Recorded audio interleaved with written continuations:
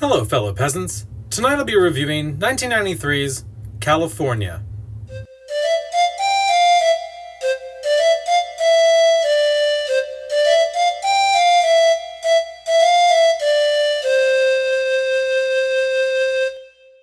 Alright, guys, so I watched Kalifornia. This came out in 1993. It stars Brad Pitt and David Duchovny, and that one chick that always looks like a hick in every movie. I think Juliette Lewis, I think is her name. Yeah. What's it about? So, David Duchovny and his girlfriend, they're like aspiring artists, journalist, reporter type writer people, and they're broke, they're down in their luck, they're trying to get their big break. They're sick of their lives, and they want to move out to California, where their dreams can come true. Then you got another couple, Brad Pitt and his girl. They're tired of being broke trailer trash. He keeps getting kicked out of every job he has, fired everywhere. Landlord wants his money. They're late on rent, and they're sick of their life, and they want to go out to California too.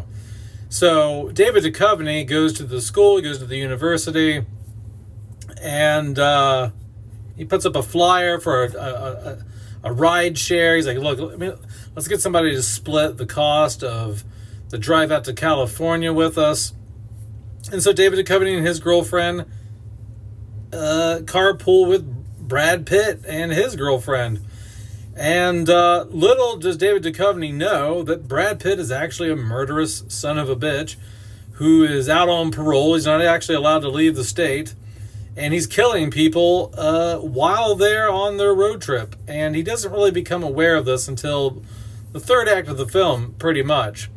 And David Duchovny's whole role on this road trip while they're on the way out there, because he wants to write this book about serial killers, and he's going across America, and he's stopping at these places to document these serial killers and to get into the mind and the psyche of a serial killer.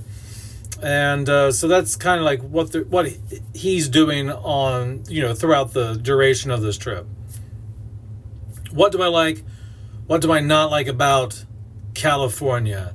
What I like about California is very much how the characters play off each other. I really like the hipster, edgy, probably liberal David Duchovny and his girlfriend versus the probably redneck, conservative Brad Pitt and his girlfriend, and how those two cultures kind of clash on this road trip, and how one kind of like despises the other.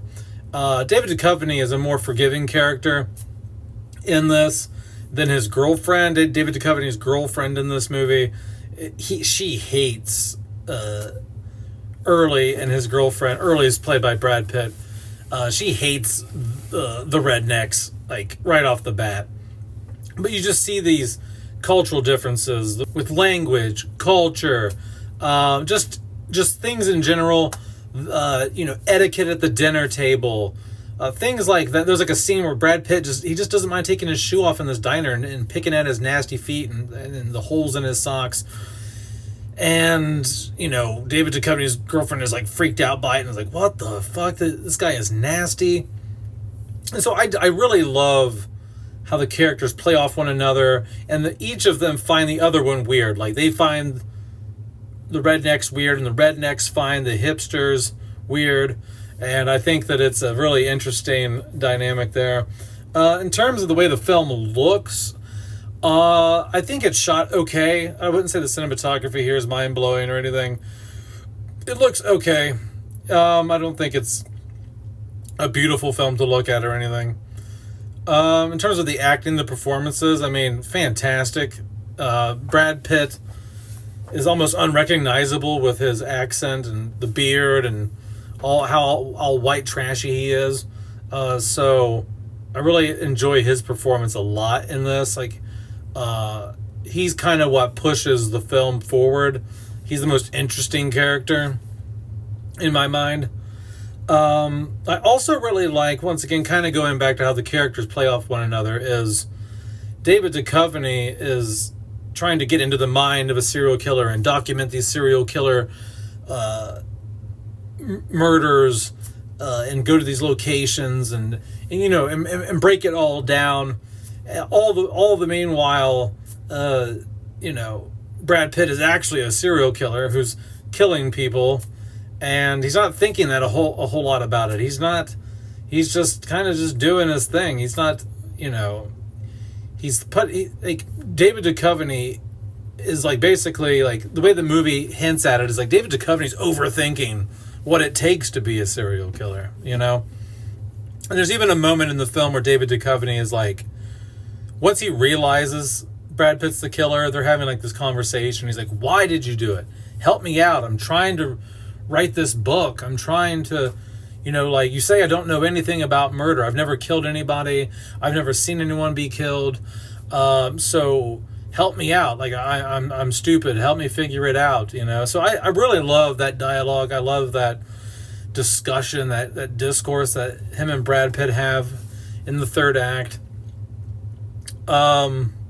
Yeah, there's not a whole lot to not like. I guess if I don't like something about the film, I think it does slow down pacing wise right around the time you find out that Brad Pitt is a serial killer.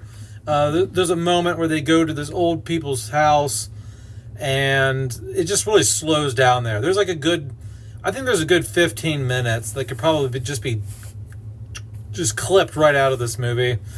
But then it kind of picks back up once there's a bit of a scuffle and a fight at the end. I also don't like how there's a lack of explanation for how David Duchovny has this Malibu mansion on the beach all of a sudden. I guess when they first showed how nice his house was, I was like, oh, okay, so this must be sometime after he wrote the book that he was going to write, and he made a lot of money.